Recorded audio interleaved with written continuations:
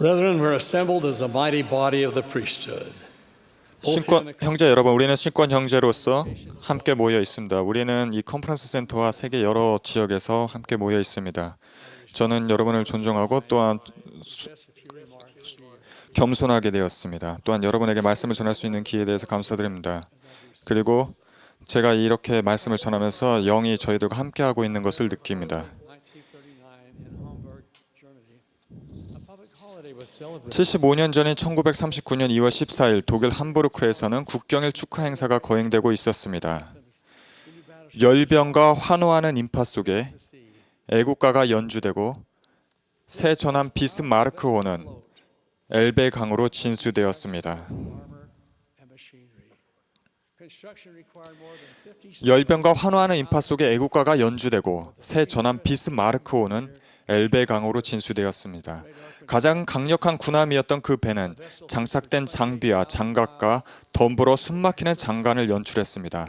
레이더로 조종되는 3층 포탑 안에 장착된 구경이 380mm인 한 포는 제작에 5만 7천 장이 넘는 청사진이 소요되었고, 배 안에는 4만 5천 킬로미터에 이르는 정규 회로가 깔렸으며 체대안의 안전을 위해 무게가 3만 5천 톤에 달하는 방탄용 장갑판이 덮여 있었습니다. 외관이 장엄하고 규모가 어마어마하며 엄청난 화력을 갖춘 이 거함은 도무지 침몰할 것 같지 않아 보였습니다. 비스마르크호의 운명은 그로부터 2년이 넘은 시점에 찾아왔습니다. 1941년 5월 24일 영국 해군의 가장 강력한 군함인 프린스 오브 웨일즈호와 후드호는 비스마르크호와 독일 순양함 프린츠 호이호에게 전투를 벌였습니다. 5분이 채 지나지 않아 비스마르크호는 후드호와 승무원 중 3명을 제외한 1,400명을 대서양의 깊은 바닷속으로 보냈습니다. 다른 영국 군함인 프린스 오브 웨일즈호는 심하게 파손된 채 돌아서 달아났습니다.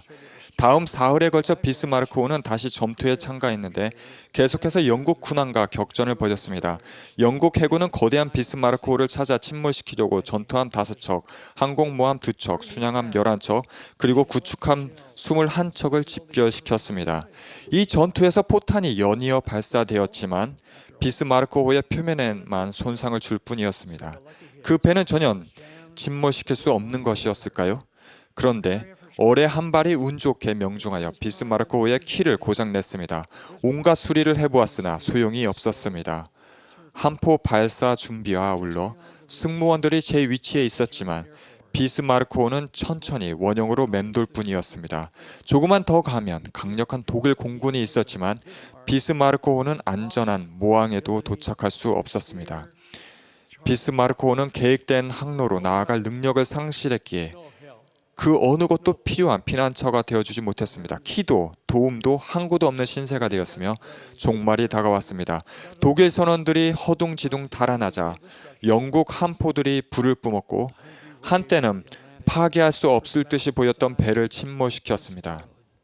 굶주린 대서양의 파도가 먼저 배 주위로 몰아치더니 독일 해군의 자존심을 삼켜 버렸습니다. 비스마르크호는 다시는 볼 수 없게 되었습니다. 우리 개개인은 비스마르크호처럼 공학의 경이로운 산물입니다. 그러나 우리의 창조는 인간의 재능으로 제한되지는 않습니다. 인간은 가장 복잡한 기계를 만들 수 있을지언정 거기에 생명을 불어넣거나 사고와 판단 능력을 부여하지는 못합니다. 이런 것들은 신성한 은사이며 오로지 하나님만 부여하실 수 있습니다. 형제 여러분, 우리에게는 배의 필수적인 키처럼 우리 여행의 방향을 결정하는 길이 마련되었습니다. 우리가 인생의 바다를 항해하는 동안 주님의 등대는 우리 모두에게 신호를 보냅니다. 우리의 목적은 우리가 바라는 목표, 곧 하나님의 해의 왕국을 향해 항로를 벗어나지 않고 항해하는 것입니다. 목적이 없는 사람은 마치 키가 없는 배와 같아서 결코 모항에 도착하지 못할 것입니다.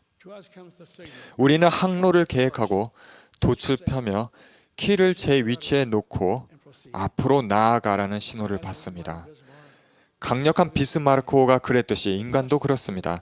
그런 방향 감각이 없다면 시야에서 가려져 있고 크기가 비교적 작더라도 기능면에서 절대적으로 필수적인 에너지를 동력화하고 키가 전달하는 힘의 방향을 지시하는 터빈의 추진력과 프로펠러의 동력은 쓸모없게 됩니다.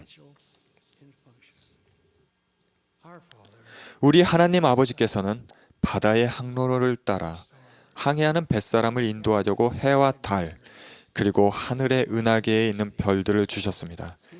그분은 우리가 인생의 길을 걷는 동안 분명하게 표시된 지도를 제공하시며 바람직한 목적지로 향하는 길을 가르쳐 주십니다. 또한 우회로와 함정을 주의하라고 경고하십니다. 우리는 길을 벗어나도록 꾀는 사람이나 여기저기서 죄를 짓도록 부추기는 사람들에게 속아서는 안 됩니다. 그 대신 우리는 잠시 멈추어 기도합니다. 우리 영혼의 깊은 곳에 와서 나를 따르라는 주님의 다정한 권유를 전하는 고요하고 작은 음성에 귀 기울입니다. 그렇지만 듣지도 순종하지도 않으며 자기가 만든 길을 걸어가려는 사람들이 있습니다. 그들은 우리 모두를 둘러싼 무척 매혹적으로 보이는 유혹에 너무나 자주 굴복합니다. 신권 소유자로서 우리는 험난한 시대에 이 지상에 오게 되었습니다. 우리는 도처에서 분쟁의 기류를 감지할 수 있는 혼란스러운 세상에 살고 있습니다. 정치적 음모가 국가의 안정을 파괴하고 독재자들은 권력을 움켜쥐고 있으며 사회의 각 계층은 끊임없이 억압당하고 기회를 빼앗겨 좌절감에 빠져 있습니다. 궤변이 우리 귓전에 메아리치고 제약이 우리 주위를 둘러싸고 있습니다.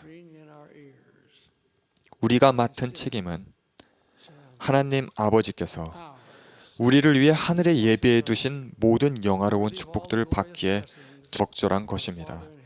우리가 어디로 가든 우리의 신권도 함께 갑니다. 우리는 거룩한 곳에 서 있습니까? 여러분에게 여러분의 신권에 합당하지 않은 장소에 가거나 그런 활동에 참여함으로써 여러분 자신과 신권이 위태로워지는 일이 생기지 않도록 부디 그 전에 멈추어 서서 그 결과를 신중히 생각해 보십시오. 하나님의 신권에 성임된 우리는 영향력을 발휘할 수 있습니다. 개인적인 순결을 유지하고 신권을 존중할 때 우리는 다른 사람들이 따라야 할 의로운 본보기가 됩니다. 사도 바울은 말과 행실과 사랑과 믿음과 정절에 있어서 믿는 자에게 본이 되어라 라고 권고했습니다. 바울은 또한 그리스도를 따르는 자들은 세상에서 빛이 되어야 한다고 썼습니다. 의로운 모범을 보이면 점점 어두워지는 세상을 밝히는 데 도움이 될 수 있습니다. 여러분 중에는 네 분의 교회 회장님의 보좌로 봉사하신 앤 엘돈 테너 회장님을 기억하는 분이 많을 것입니다. 그분은 산업 분야에서 직장 생활을 하는 내내 그리고 캐나다 정부에서 일하실 때에도 또 예수 그리스도의 사도로서 언제나 변함없는 의로움의 본보기를 보여주셨습니다. 그분은 이런 영감에 찬 권고를 하셨습니다. 복음의 가르침에 따라 사는 것보다 더 큰 기쁨과 성공을 가져오는 것은 없습니다. 모범이 되십시오. 선한 영향력이 되십시오. 테너 회장님은 계속해서 다음과 같이 말씀하셨습니다. 우리는 모두 어떤 일을 하도록 예임된 하나님의 선택된 종입니다. 그분은 우리가 그분의 이름으로 행하도록 신권과 권능을 부여하기에 적합한 사람으로 여기셨습니다. 사람들이 여러분에게서 지도력을 기대하고 있다는 사실, 그리고 여러분이 개인들의 삶에 좋게도 나쁘게도 영향을 주고 있으며 앞으로 올 세대들도 그 영향을 느끼게 될 것이라는 사실을 항상 기억하십시오. 우리는 오늘날 이 세상에서 가장 위대한 힘은 인간을 통해 역사하시는 하나님의 힘이라는 진리를 통해 강화됩니다. 필멸의 바다를 안전하게 항해하려면 우리에게는 영원한 선장, 곧 위대하신 여호와의 인도가 필요합니다. 우리는 위로 손을 뻗어 하늘의 도움을 구합니다. 위로 손을 뻗지 않은 채 알려진 예로서 잘 알려진 예로서 아담과 이브의 아들인 가인이 그런 경우입니다. 크나큰 잠재력이 있었으나 의지가 약했던 가인은 탐욕과 질투, 불순종을 주체하지 못했으며 자신을 안정과 승용으로 인도했을 개인적인 길을 망가뜨리는 살인까지 저질렀습니다. 위를 바라보는 대신 아래를 내려다본 가인은 타락하고 말았습니다. 이와 다른 시기에 하나님의 한 종이 간악한 왕에게 시험을 받았습니다. 다니엘은 하늘의 영감을 받아 왕을 위해 벽에 쓰인 글을 해석했습니다. 왕이 제시한 보상, 곧 왕의 옷과 금사슬, 그리고 정치 권력에 대해 다니엘은 이렇게 말했습니다. 왕의 예물은 왕이 친히 가지시며 왕의 상급은 다른 사람에게 주옵소서. 다니엘에게 제시된 엄청난 부와 권력은 세상에 속한 것들을 나타낼 뿐 하나님께 속한 보상은 아니었던 것입니다. 다니엘은 이를 받아들이지 않고 충실함을 유지했습니다. 후에 다니엘이 하나님의 예배를 금지하는 금령이 선포되었음에도 하나님을 예배하자 그는 사자굴에 던져졌습니다. 성경에는 그 다음 날에 일어난 일이 다음과 같이 기록되어 있습니다. 다니엘을 굴에서 올린즉 그의 몸이 조금도 상하지 아니하였으니 이는 그가 하나님을 믿었음이더라. 다니엘은 한결같은 길을 가기로 결심했기 때문에 긴급한 때에 하늘의 보호와 안전한 피난처를 얻게 되었습니다. 우리 또한 우리의 영원한 본향을 향한 그 한결같은 길을 간다면 그러한 보호와 안전은 우리 것이 될 수 있습니다. 모래시계 속의 모래처럼 역사의 시계는 시간의 흐름을 표시합니다. 새로운 배역이 인생의 무대를 차지하고 우리 시대의 문제들이 우리 앞에 불길하게 다가옵니다. 세상의 역사가 시작된 이래 사탄은 구주를 따르는 자들을 파멸시키고자 지치지 않고 일해왔습니다. 우리가 사탄의 유혹에 굴복한다면 강력했던 비스마르크호처럼 안전으로 이끄는 길을 잃게 될 것입니다. 그보다 우리는 복잡한 현대 생활 속에서도 한결같은 방향 감각을 유지하며 지혜롭고 올바른 행로를 계획하고 그 행로를 따라가기 위해 하늘을 바라봅니다. 우리 하나님 아버지께서는 진심 어린 우리의 간청에 모른 척하지 않으십니다.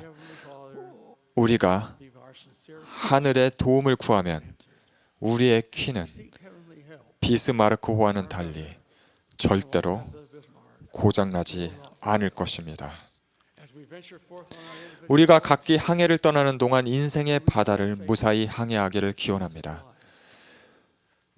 우리가 제약과 유혹에 둘러싸여 있을지라도 다니엘과 같은 용기를 지니며 참되고 충실함을 잃지 않기를 기원합니다.